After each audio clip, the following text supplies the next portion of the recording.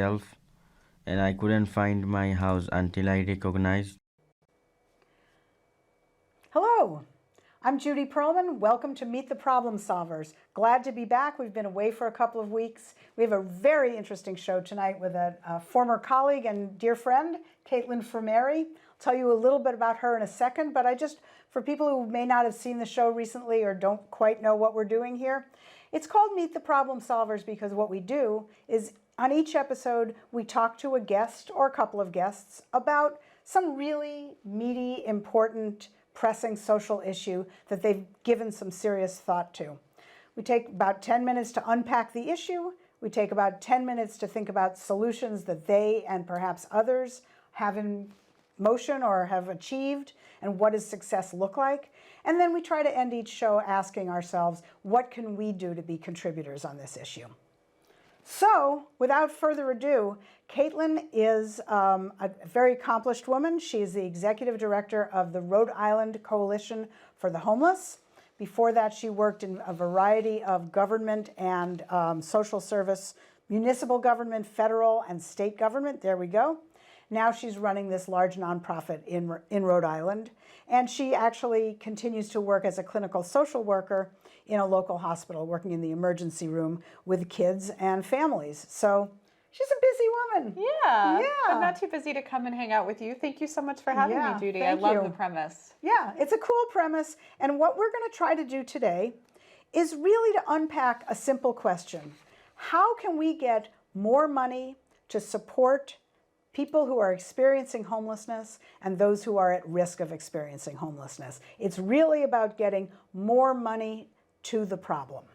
Right, and I think you're not surprised to hear that the mission of my organization and really my life has been about ending homelessness. And I live and work in Rhode Island, so a lot of that work has been focused in that state, but it's certainly a problem that when I worked for the federal government, we would travel around on, and that's some of what we got to do together, which was really fun. One of the challenges that we face in homelessness and in poverty is that we know how to fix it, right? The way to end homelessness is to house people, but the actual doing of that is very challenging with the resources that are typically allocated. And so you have a lot of non-for-profits and even somebody day to day who might be experiencing housing insecurity.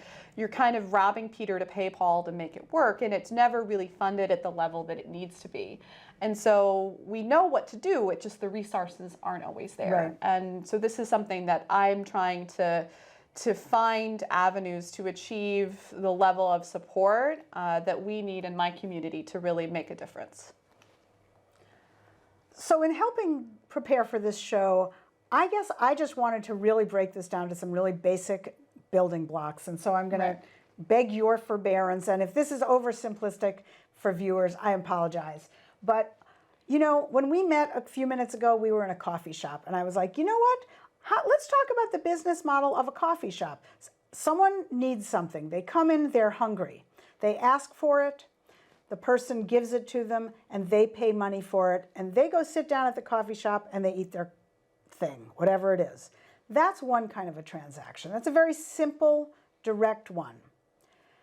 With a nonprofit, it's more complicated. Think about, for example, a meals program. Someone comes in and they're hungry, they go up to the counter and they get food, and that's great, and they eat. The infrastructure behind getting that food cooked and to them is more complicated. The nonprofit probably had to raise money, whether they have a big gala or they send out fundraising letters. Volunteers, donations, foundation grants, foundation, that you write a proposal and you get a grant. So it's still somebody getting food across a counter, but getting the money to get that person the food was more complicated. Circuitous is a good word, I think. Yes. Yeah. And one of the things we were also talking about that we know is that fundraising for social justice and social service activities is kind of thankless. You get these small pieces of money one at a time, one a year from, and it's really a sustained thing that you need to spend a lot of time and energy raising those dollars. So what Caitline has been thinking a lot about is basically kind of borrowing the strategy that big business has been using for a while, and some large nonprofits like hospitals and other big nonprofit providers have also used for a while. And it's really about getting into the political world. Right. And I think one of the analogies, so with the Coalition for the Homeless in Rhode Island, we're not typically a service provider. We're an advocacy organization, we're a system organization. And so when I'm trying to introduce to someone what is it that the coalition does and why our work is important, I end up telling us a little story. So I'll ask you all at home that are watching to imagine that you are at a park, it's a lovely day, you're out walking, there's a stream or a river that's near you that you're walking along, and you encounter something floating in the water, and you walk closer to it because you're not really sure what it is, and you see as you approach it that it's actually a child, it's a baby that's in that water. And so like any concerned citizen, you go in and you pull that baby to shore, and you're trying to save it. The baby's ultimately okay. And so you're just kind of settling in, and that you notice out of the corner of your eye that there's another baby that's floating down the river. And so you set that baby down, it's good, and you jump in and you grab the other baby and you bring it. And as you're doing this, you're noticing that there are more and more children that are floating down this river in perilous danger. And so you are trying to pull in the dog walker, the family that's picnicking. Can we get everybody to go in and jump in and save these kids? And then there's someone that you're kind of motioning, and they're like, no, I'm not going to do this. And you're like, are you crazy? You've got to save these children. And that person says, well, I'm going to go upstream and find out who's throwing these babies, these children, our children, in the river, and get them to stop. And I think that's really what coalition work and really advocacy work ends up being about is, you need to still help that person that's drowning get out of the river on an individual basis. That absolutely needs to happen. But if we're not going upstream to the systems and the larger entities that are playing a role in whether it's homelessness or animal welfare or environmental justice, then we're really just putting Band-Aids on a problem that ultimately will end up costing us more time and people's lives at the end of the day. So what I've thought a lot about as a coalition is the lobbying and the supportive work that we've done as an advocacy organization historically has gotten us some wins in Rhode Island. We were the first state to get a homeless Bill of Rights passed. But when we've actually tried to pursue increased funding, dedicated funding streams for affordable housing, homelessness, we've just not gotten all the way there, not gotten there to match the demand that we see. On any given night, we have over 1,000 individuals that are homeless in our state that we're trying feverishly to house. So then I started to think, well, what do we need to do differently? And that's when I thought a lot about what you mentioned, where, well, who are the people that are getting things passed through our state house or our municipal government or even at a federal level, and what are they doing differently? What are they doing that we're not doing?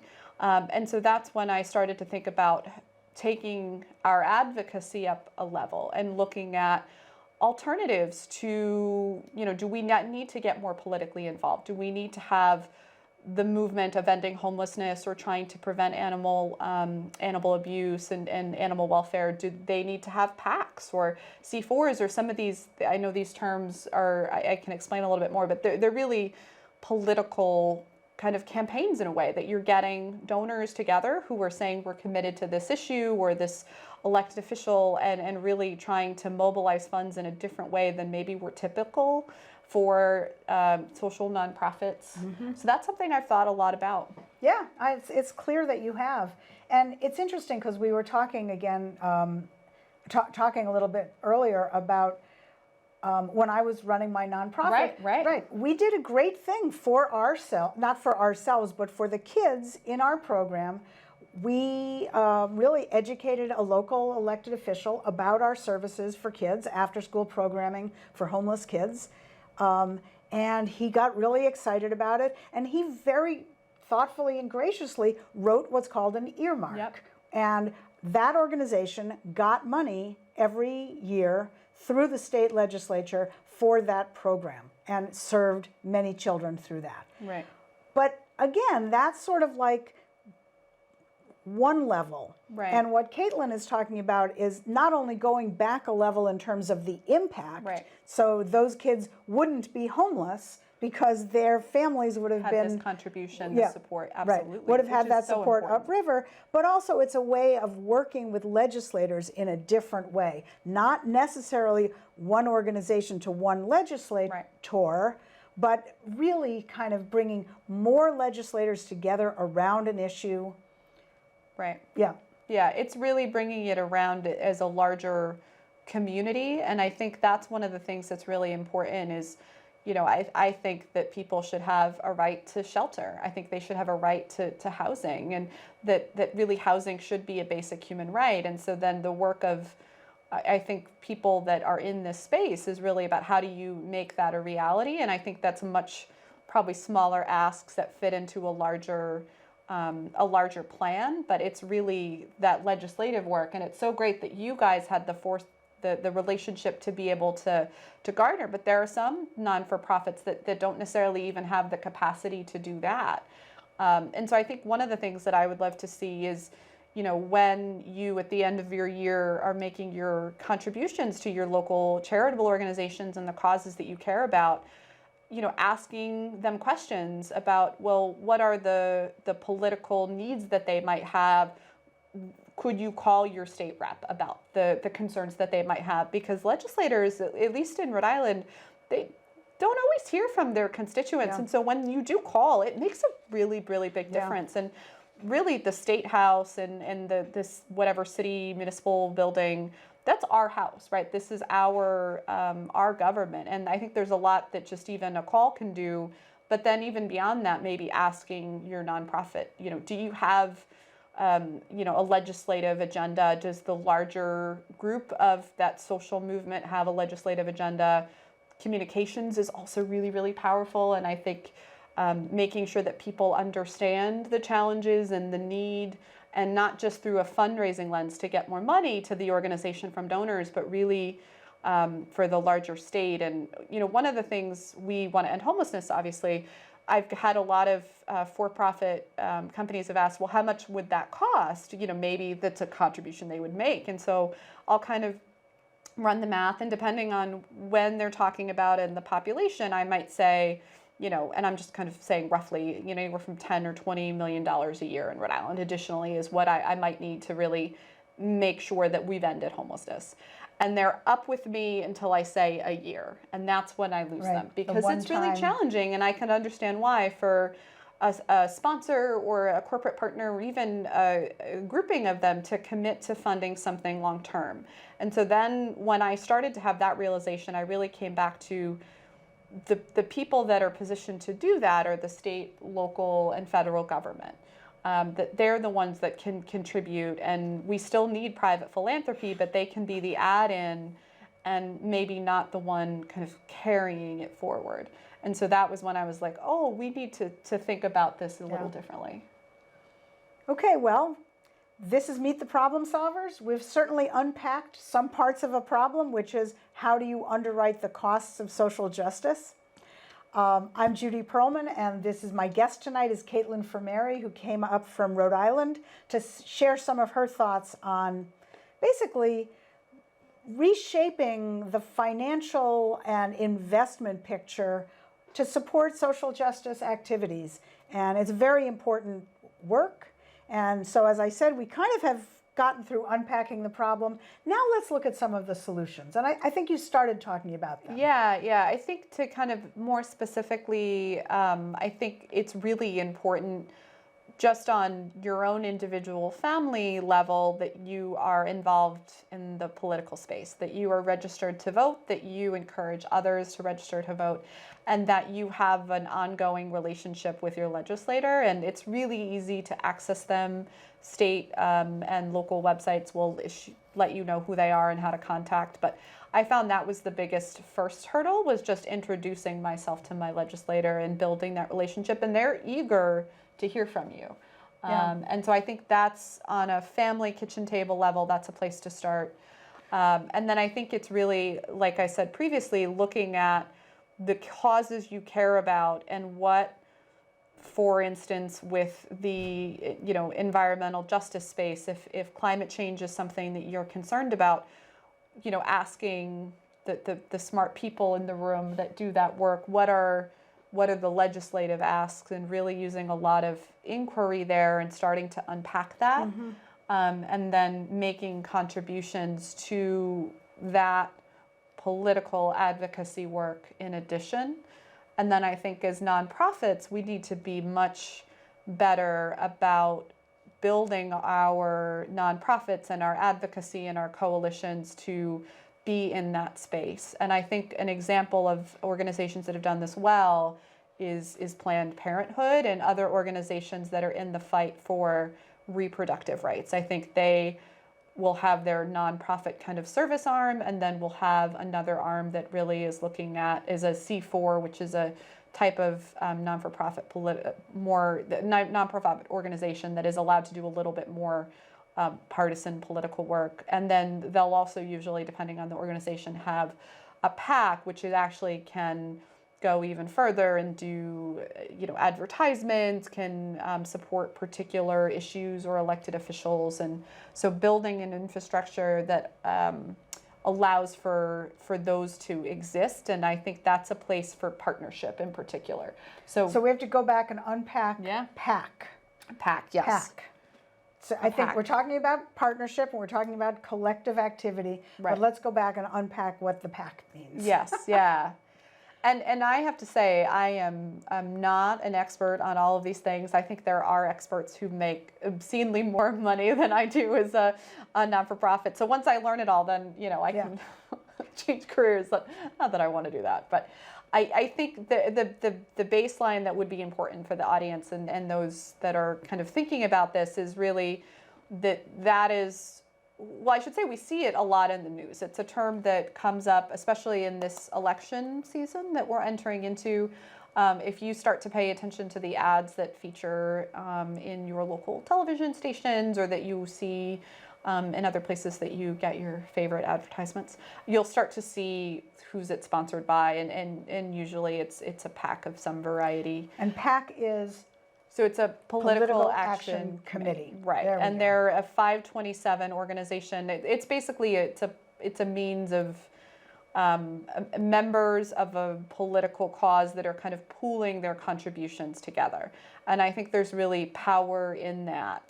And that's why within this space, collaboration and partnership are so important. So it's wonderful for you to have a relationship with your legislator and for your nonprofit to benefit from that in your mission. But if all of us nonprofits or all of us, advocates for social justice were to get together, that makes a difference. And I think in a space where, lobbying and advocacy and communications looks really different than it did even 5 or 10 years ago. The smart ads that you even have on Facebook, like the political ads are targeted to you based on your browsing history. So the special interests that exist outside of the social, human services, justice movement have figured this out and are really using big data and a whole bunch of stuff to target their advertisements and are seeing benefits from that. They're engaging with the public. And so I think us as the nonprofit or social justice-y world need to catch up a little bit, but I think it's, like I said, there are organizations that are doing it well. So one example is Planned Parenthood. They've certainly done it on a national level and probably and locally, absolutely, yeah. And so, I mean, when we were first talking about it, it's like you sort of said, like we're late to the game, we're late to the dance. So what do we think if we're thinking about solutions? What is it that you're doing that you think within the next year or two will have a measurable impact? Right, and I think we're in this now. I mean, so it'll be 2 years that I've been with the coalition in January, so I'm by no means have it all figured out, and I think there are people that, like I said, that really have moved their work forward. But I think for us in my organization in Rhode Island, it's really about looking at those financing mechanisms, developing a development plan. So we have a fundraising plan for our organization, but really you almost need another one for PAC C4 or whatever, like once you figure out the logistics. We've had some luck.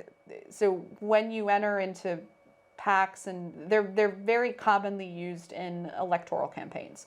So I think a lot of the friends there are really field organizers, campaign managers for local elections. So really starting to befriend the people in that space that are supporting candidates running for election, because they're going to understand these vehicles inherently by their roles. And so kind of connecting with them so that your organization can benefit from that knowledge and those relationships is something we're in that space now. And then just starting to really try to educate both our members in terms of nonprofits, and then the people that support our work in the state that care about social justice, about why it's important not just to pull the kiddo out of the water, but to come with us upstream, and that we're going to need them to support us in both ways. That's great. Yeah, I think it's really, it's very hard to get the attention of elected officials, and it's sort of a blessing if you can do it, one organization for one elected official. Right. But you're talking really about scaling that up so that when that person gets, retires or something else, there is something that actually has a life of its own. Right. And that the elected officials are kind of bought into being a part of that. Right.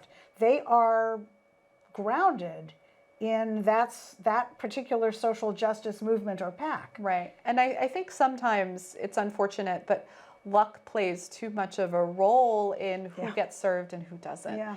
And so, there were families and kiddos that were really lucky to benefit from the program that you had there, but surely the ones that lived a city or a county over that didn't benefit from it were no less worthy. And I think that is a challenge when we're looking at things kind of at a statewide or a citywide or a county level, is how do we scale this? And I think one of the avenues that we've explored in Rhode Island is making kind of connections to where we might be spending money as a government in a way that if we did that a little bit differently, we could save money and have better outcomes. And I think in housing and homelessness, the big one there is healthcare. So we have people that are high utilizers of the healthcare system that if they were housed would be significantly less likely to use those services, would save money, and they'd be healthier, happier, would live longer. So I think there are also those opportunities to understand where the government is spending the money, and could we help support them in what would be a mutual goal of doing things a little differently. I do have to say, I remember feeling very kind of frustrated of like, wow, you have to make dollars and cents arguments to engage these elected officials in a conversation. And it's kind of like, yeah, you do. And the same, and it's actually reasonable if you can make that statement. And the other thing that I know that you work very hard at, and that in Massachusetts we have very, very skilled advocacy groups also that are really saying this policy needs to be shifted or tweaked or eligibility expanded. So it's not just about funding, it's really about, small and big attention to laws, regulations, eligibility, all of those things that rest in that government space. Absolutely. And it's funny, most of the people that will comment on regulation are usually the industries being regulated, right? And so I think that's one of the challenges in that space and again, I think one of the things about getting more actively involved in political work or policy work at your local cause is that you can, hearing from a constituent, a legislative official, from someone that's not associated with an organization but that just cares about animals and thinks this animal shelter rule is going to hurt them, without a benefit, that's powerful to them. They're potentially going to hear it from the animal shelter organization, but to hear it from other volunteers, I think is really helpful, and to organize the community. And that's where community organizing is so important in really mobilizing movements. So we're going to talk in a minute about how we can each contribute. Again, this is Meet the Problem Solvers. I'm Judy Perlman. This is Caitline Frumerie, and we are here now. We're going to bring this on home with how do we all help escalate information and insight about this and get some more new dollars flowing. Absolutely. And one piece I'm going to kind of mention that probably is less relatable at the dinner table level, but is certainly the nonprofit and at kind of the higher level, is also data. So I think one of the things that we have in our system is the ability to look at who's coming in and out of the shelter system and match that data and look at where are the costs and the outcomes. And so that's one thing I would say, if you have data in your cause that really is a currency that is accepted everywhere. It's like Visa or something like that. So I would say data is a big one, but really just getting involved. I think asking questions, do you have a communications plan or a legislative plan for the social cause that you care about? Even once you're starting to understand that hosting a dinner, not just to fundraise at your house with 5 or 10 or 15 people, but to talk about the political side of it. And then I think it's really important that our space of non-for-profit social justice movements be mobilizing ourselves at the State House and getting involved in elections in ways that that maybe we haven't. And so can you as a movement have an arm of the work that happens in a PAC or a C4 or some other ways, so that you as a nonprofit are within your legal confines, but the work is still being advocated for as part of a larger coalition. So the other thing we all know is that we're looking at a big election. We in are, 2020. yes. Now is the time to get involved. Register to vote. Register to Yeah, vote. Register absolutely. others to vote. And I mean, I love the idea of that Caitline says, ask a nonprofit that you care about what they're doing. I would even go so far as to say, offer to help them navigate Absolutely, yes. these waters. As someone who runs a nonprofit, I love when people offer and then follow up on it. Yeah. Like, you don't necessarily know everything, but what if you got connected to somebody who really knows this terrain?